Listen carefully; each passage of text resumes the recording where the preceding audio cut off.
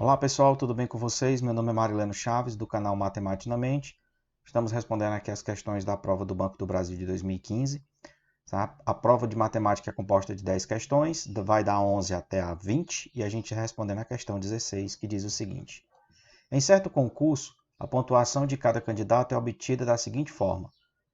Por cada acerto, um candidato recebe 3 pontos positivos. E por cada erro, o candidato perde 1 ponto, ok?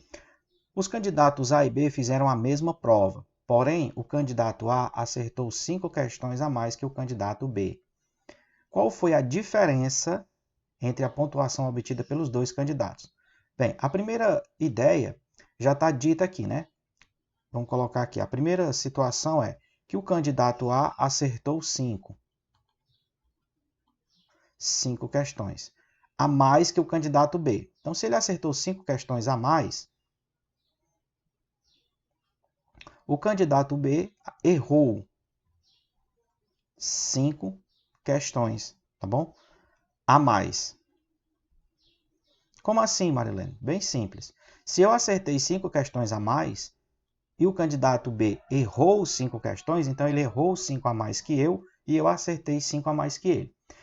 Essa é a primeira informação. A segunda informação é a questão dos pontos, tá? Por exemplo, o candidato A acertou 5 a mais. Então vamos lá. O candidato A vai ter 5 vezes mais 3 pontos. Isso quer dizer que ele vai fazer 15 pontos positivos. O candidato B, isso 15 pontos a mais. Não esqueça, não é que ele fez 15 pontos na prova. Ele fez 15 pontos a mais. O candidato B, ele errou 5 a mais. Então ele vai ter 5 vezes menos 1, porque é perda. Então ele vai ter menos 5 pontos.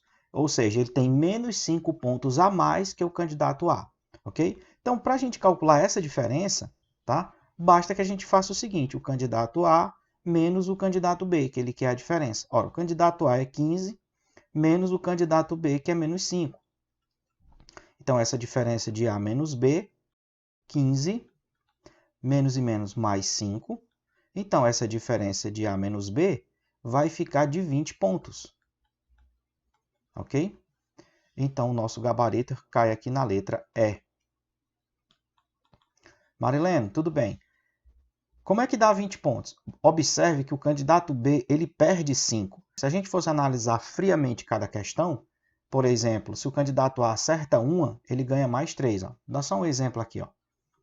Se o candidato A acerta só uma questão, então ele ganha mais 3. O candidato B erra essa mesma questão, então ele perde 1.